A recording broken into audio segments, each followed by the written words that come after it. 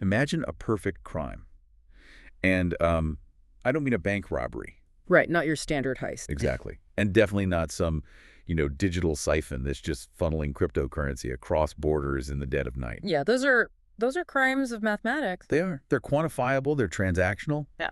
and ultimately they're deeply ordinary. Very ordinary. I want you, the listener, to consider a crime that targets something fundamentally unquantifiable, the disappearance of priceless culture. Mm. You walk into an institution that was designed with the singular purpose of suspending time, protecting human legacy, only to find that someone has just reached into that fortress and erased a permanent fixture of our shared history. It's an architectural and cultural impossibility realized. That is exactly what it is. Today, we are dissecting a concept that carries immense weight. We're looking at the Gardner Museum mystery, art's greatest unsolved heist. We are locking our focus squarely on the Isabella Stewart Gardner Museum. And we're going to tear apart the mechanics, the psychology, and the really profound implications of what it means to be the site of the biggest unsolved art heist in modern history. And that framing is so crucial because we have to approach this not as a forensic accounting of missing canvas and pigment. Right. We have to look at it as a severe rupture in cultural continuity. The goal here is to deconstruct that specific phrasing you just laid out. The greatest unsolved heist part. Exactly. What mechanisms of human psychology and really societal valuation allow a crime to be elevated to art's greatest unsolved heist? We are dissecting the linguistics of that title today. Yeah, words matter. They do. Yeah. We have to analyze the environment, too. The Isabella Stewart Gardner Museum. Not just as a physical location, but as a conceptual stronghold of permanence that was fundamentally violated. A stronghold that got broken. Right. And finally, we have to address the cognitive dissonance introduced by the word unsolved. Why does the absence of resolution in this specific context mutate from a simple lack of information? Into a generational obsession. Exactly, into a generational obsession. I want to start by challenging the nomenclature itself, actually. The phrase, art's greatest unsolved heist. It uses a superlative that we typically reserve for human triumph. It does, yeah. I mean, we talk about the greatest athletes, the greatest scientific breakthroughs, the greatest symphonies. Applying greatest to a catastrophic cultural loss feels like it feels like a glitch in our moral vocabulary. Like a glitch. That's a good way to put it. It implies that we're measuring the severity of the crime using a metric of awe rather than a metric of damage. When we label a theft as the greatest, aren't we subtly shifting the perpetrator from a vandal to an anti-hero? I see where you're going with that. It is a valid tension to point out, but I would argue that greatest in this context is a measurement of systemic failure, not a glorification of the actor. Okay, explain that. Well, the terminology shifts because the nature of the crime subverts the fundamental rules of value and ownership. A standard theft is merely an unauthorized transfer of an asset with a fixed market price. Like stealing a television. Right.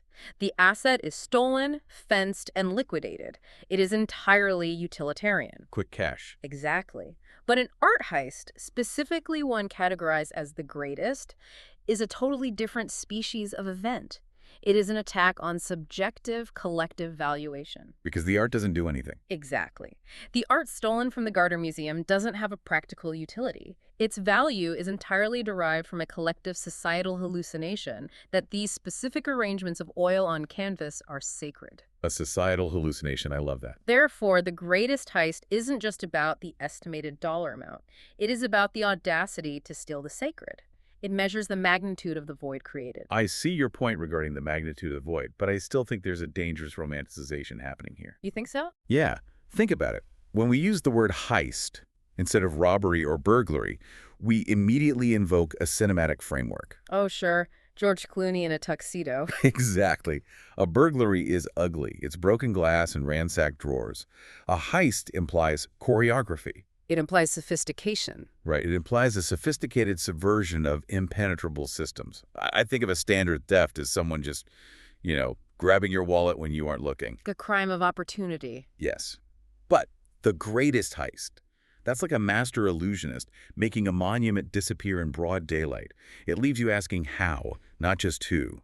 That's a really sharp analogy, the magic trick element. And by classifying the Gardner Museum event as the greatest heist, society seems to be validating the methodology of the thieves. We're granting them a level of intellectual respect because they bypassed systems we assumed were infallible. We do grant them that respect, and honestly, perhaps that is exactly what makes the crime so enduringly fascinating. It forces a mirror up to our own institutional arrogance. Institutional arrogance. Yes. We construct these highly secure environments, climate-controlled, sensor-laden, guarded fortresses, and we tell ourselves that we have successfully conquered vulnerability. We put nature in a box. Right. The greatest heist is the event that shatters that illusion of control. It is a harsh reminder of entropy. The romanticization you're talking about isn't necessarily about admiring the thieves. Then what is it? It is a psychological coping mechanism. Oh, wow. By framing it as a mastermind heist, we tell ourselves that it took an act of superhuman genius to breach our defenses. Because the alternative is too scary. Exactly. The alternative is that our fortresses are just inherently fragile and easily compromised by ordinary chaos, and that is a much more terrifying reality to accept. That distinction between superhuman genius and inherent fragility is absolutely fascinating. It reframes the entire concept of the heist. It strips away the comfort. It really does. Yeah. If we strip away the Hollywood veneer of laser grids and synchronized watches, the greatest heist might just be the one that exposed the most glaring blind spot in our collective security. Precisely. But I want to pivot and look at the object of the theft itself. Let's think about this. If someone steals $1 billion in gold bullion, the gold is melted down. It becomes untraceable. Right. It loses its identity, but it retains its material value. Gold is gold. Sure. Art is the exact opposite. If you alter the painting, if you cut it, if you melt the paint somehow, you destroy its value entirely. You erase the asset. Exactly. The thief is burdened with preserving the very thing they stole in its exact recognizable state. The art's fame makes it essentially illiquid. Highly illiquid. It cannot be sold on an open market. It cannot be displayed. You can't put it on your wall and invite friends over. Which introduces a brilliant paradox into the concept of the greatest heist. The more significant the artwork you steal, the more useless it becomes to you as a tradable commodity. It's a curse. It is. Yeah. The thieves who orchestrated the Gardner heist acquired objects of incalculable cultural wealth, but in doing so, they acquired objects with near zero financial liquidity. You can't take it to Sotheby's. You cannot auction these pieces. You cannot appraise them publicly. They enter a state of economic purgatory. Economic purgatory. The theft is great not because of the wealth it generated for the thieves, but because of the immense friction it created in the art world. The artwork transitions from being a public good to becoming a toxic asset in the black market. A toxic asset. So the thieves don't even really possess the art at that point. No, the art possesses them. They become wardens to a hostage that they can neither ransom nor release. You're describing a scenario where the crime essentially traps the criminal. That completely undercuts the mythology of the suave art thief retiring to a private island. No private islands here. Instead, they are stuck in a damp basement with a masterpiece they have to hide from the light. It makes the greatest heist look less like a triumph of logistics and more like a colossal failure of foresight. A huge miscalculation. Right. If the asset cannot be monetized without exposing the thief, then the theft itself is an exercise in futility. It is an acquisition of liability. Exactly, unless the motivation wasn't purely financial liquidity. And this is where the philosophy of the crime really deepens. Okay, take me there. If the greatest heist is defined by the extraction of an illiquid asset, we have to consider other economies. There is an economy of leverage in the criminal underworld. Leverage, like a bargaining chip. Exactly. A stolen masterpiece can act as collateral. It can be a bargaining chip for reduced sentences or a token of immense status among illicit networks. So it's not about cash, it's about power. The artwork is stripped of its aesthetic purpose and converted into raw, dark market leverage. The greatness of the heist, then, lies in its violent recontextualization of the object. Wow. A painting meant to evoke spiritual contemplation is reduced to a get-out-of-jail-free card. That brutal devaluation of meaning is a profound cultural injury. That is a much darker, much more cynical interpretation of the crime. It strips away the elegance completely. We are talking about the weaponization of cultural heritage. Heritage culture. Exactly. Yeah. And that brings us to the specific stage where this weaponization occurred. We really need to analyze the setting, because the setting is not passive here. It is the victim. The Isabella Stewart Gardner Museum. Yes. There is a profound juxtaposition between the ontological purpose of a museum and the chaotic disruption of a heist. The museum as a concept is an assertion of permanence. It's a time capsule. It is an architectural and institutional attempt to arrest the decay of time. When we place an object inside a museum, we are fundamentally altering its relationship with the world. We take it out of the wild. We remove it from circulation, we remove it from use, and we place it under glass. We declare it finished and saved. The museum is a mausoleum for culture, designed to ensure that future generations can access the exact same objects in the exact same state. But I would argue that a museum is more than just a mausoleum. It is a civic contract. A civic contract. Yeah, think about it. The public agrees to fund, respect, and protect these institutions under the premise that the art belongs to everyone. I see what you mean. The velvet ropes, the hushed voices, the strict rules against flash photography, these aren't just security measures. They are rituals of respect. Rituals, yeah. We collectively agree to suspend our desire to touch or own the art so that everyone can experience it. The heist is the ultimate betrayal of that civic contract. It shatters the agreement. It is an assertion of hyper-individualism over the collective good. The thief looks at an object that belongs to humanity and decides, no, this belongs only to me. It is the ultimate privatization of public memory. Privatization of public memory. That's a powerful way to frame it. And that violation is amplified exponentially by the specific nature of the Isabella Stewart Gardner Museum. This isn't a massive, faceless state institution like the Louvre or the Met. Right, where things move around all the time. Exactly, where the collection is constantly rotating and evolving based on committee decisions. The name itself, Isabella Stewart Gardner, signals a singular personal vision. It was her house, essentially. Gardner collected these pieces, arranged them in a highly specific, idiosyncratic manner, and stipulated in her will that the arrangement must never be altered. Never altered. The museum is not just a container for art. It is a meticulously constructed spatial artwork in its own right. It is a frozen reflection of one individual's aesthetic mind. That is a critical distinction for you, the listener, to grasp. The Gardner Museum is a completed thought. A completed thought. I like that. When you steal a painting from a standard gallery, you leave a gap that the curator can easily fill with another piece from the archives. The narrative of the museum continues. Life goes on. But because of Gardner's strict stipulations regarding the permanent arrangement of her collection, the theft physically broke the museum. It broke the spell. You cannot just hang another painting in its place. The architecture of the collection is permanently amputated. The heist didn't just remove objects, it violated a dead woman's will and destroyed the integrity of an installation piece that happened to be the size of a building. Which forces the museum into a radically new state of existence. How so? Because they cannot replace the stolen works, they are forced to leave the empty frames hanging on the walls. Ah, the empty frames. This is where the narrative shifts from a story about a crime into a profound philosophical condition. The empty frames at the Gardner Museum have become iconic. They really have. They are no longer just markers of what was lost. They have become exhibits themselves. They are monuments to absence. Monuments to absence. The viewer walks into the room, and their eye is immediately drawn not to the masterful brushstrokes of the remaining art, but to the rectangular void on the wall. It pulls you right in. The absence exerts a stronger gravitational pull than the presence. I have to push back on that idea slightly. Go ahead. While the empty frames are undoubtedly powerful, calling them monuments to absence might be giving the situation too much credit. Too much credit. Yeah. It risks elevating a crime scene into a piece of conceptual art.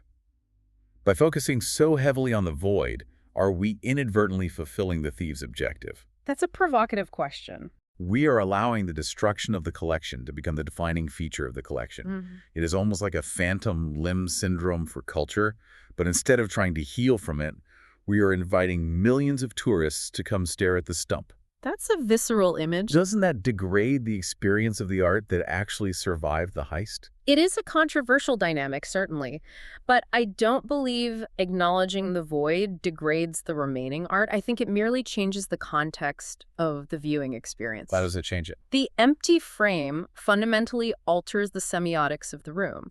It demands that you engage with the concept of loss. You can't ignore it. Right. When you look at an intact painting, you are engaging with the artist's creation. When you look at the empty frame, you are engaging with the vulnerability of that creation. The vulnerability. It acts as a stark visual reminder that art is not immortal. It requires constant active protection. The empty frame is not conceptual art.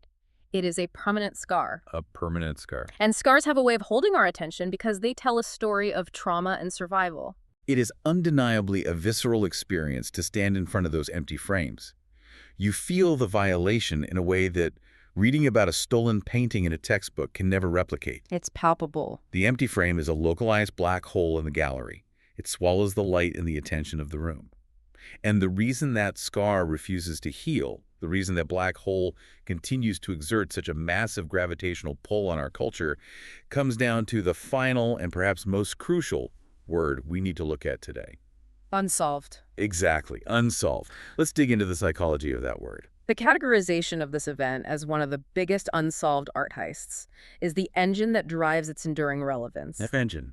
If we examine this through the lens of cognitive psychology, the human brain is fundamentally intolerant of ambiguity.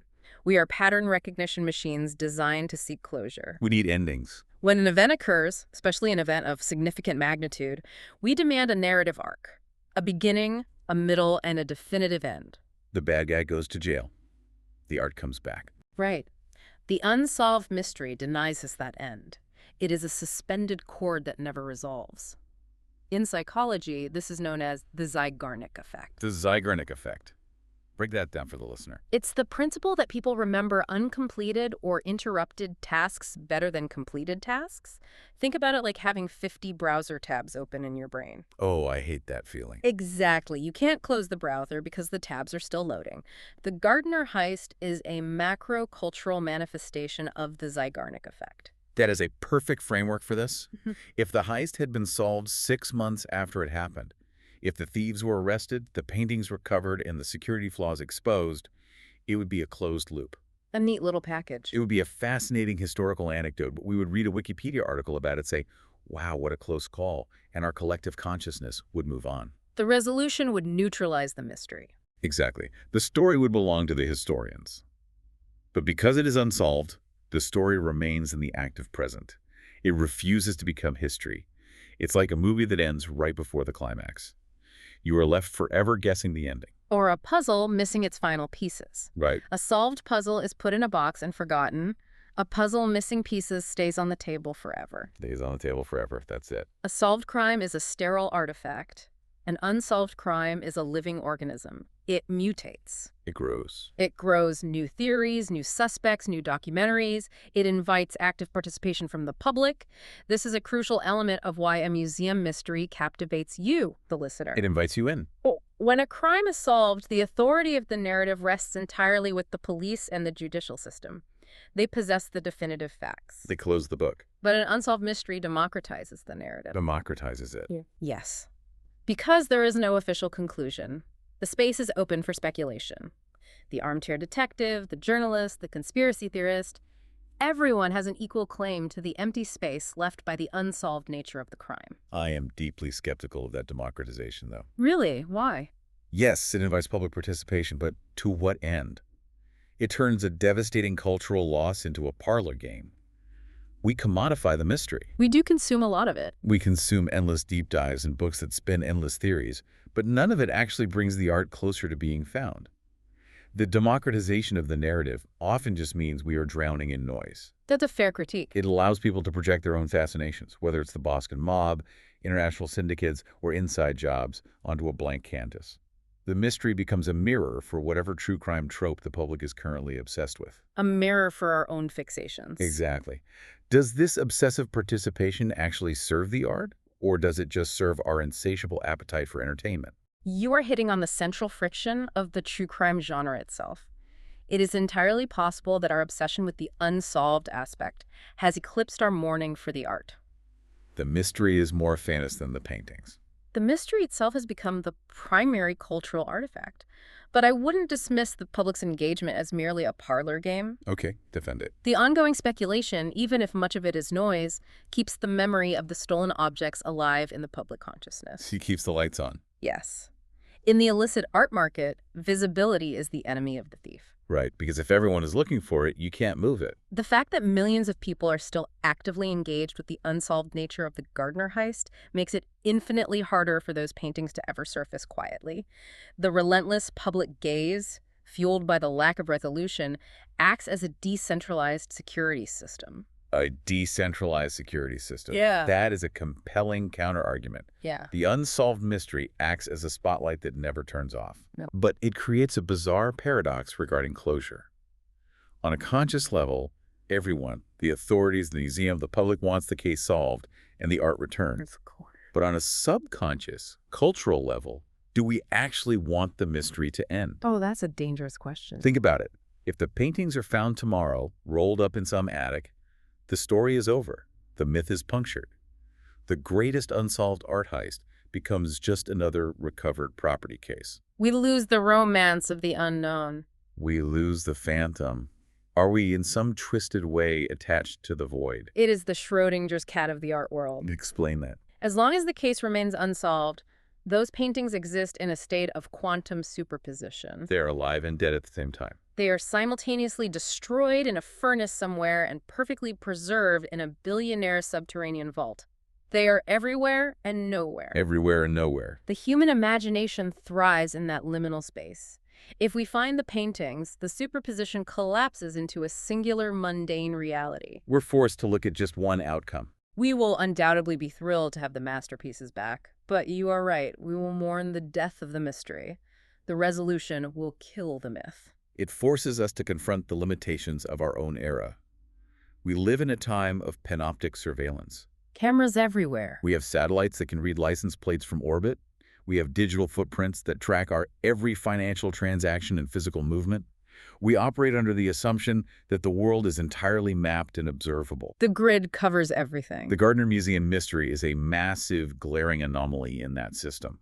The idea that something so large, so famous, and so inherently valuable can simply vanish into the ether for decades defies our modern understanding of reality. It really does. It's a glitch in the matrix. The Unsolved Heist is a humbling reminder that the shadows have not been entirely eradicated by the floodlights of the information age. It is a profound disruption of the modern expectation of omniscience. We assume that if we apply enough technology, enough manpower, and enough data analysis, any truth can be extracted. We can solve anything with enough data. But the biggest unsolved art heists stand in direct defiance of that arrogance. They prove that human secrecy, when executed with enough discipline or perhaps just enough blind luck, can still outmaneuver the entire apparatus of the modern surveillance state. It's almost inspiring in a very dark way. It is deeply unsettling, but as you noted, it is also strangely vitalizing. It proves that the world is still capable of harboring secrets. So we have dismantled the architecture of this specific cultural void today. We have covered a lot of ground. We started by scrutinizing the word greatest, debating whether it measures the brilliance of the crime or the catastrophic scale of our collective loss. We looked at the magic trick versus the systemic failure. We examined the Isabella Stewart Gardner Museum, not merely as a crime scene, but as a conceptual fortress that was violently breached, leaving behind those empty frames that now function as haunting monuments to absence. Or scars. Or scars, exactly. And we unpacked the psychological hook of the unsolved mystery, how the lack of closure transforms a finite event into an infinitely expanding mythology, forcing us to engage with a puzzle that refuses to be solved. The Zygarnik effect in full force. This isn't just a story about missing canvas. It is an exploration of what we value, how we protect it, and how we cope when it is inexplicably taken from us. Which leads us to a final lingering thought for you to carry forward from this discussion. What's the final thought? Art, at its core, is a mechanism for communication. A conversation between the artist and the viewer. Exactly. Its intrinsic power relies entirely on the transaction between the image and the observer. It demands to be seen. Right. But if the greatest art heist ensures that these masterpieces remain hidden away in absolute darkness, divorced from human eyes for decades, we must ask, does the art still retain its power? Wow. Or has the sheer crushing weight of the mystery, the unsolved permanent absence hanging in the Isabella Stewart Gardner Museum, usurped the art itself? Have the missing pieces become more culturally significant, more widely discussed, and more influential in their absence than they ever were in their presence? That is the question you have to chew on. It challenges the very definition of a masterpiece. Thank you for exploring this profound cultural anomaly with us. Keep interrogating the empty spaces and the open loops in the world around you, and we will catch you next time.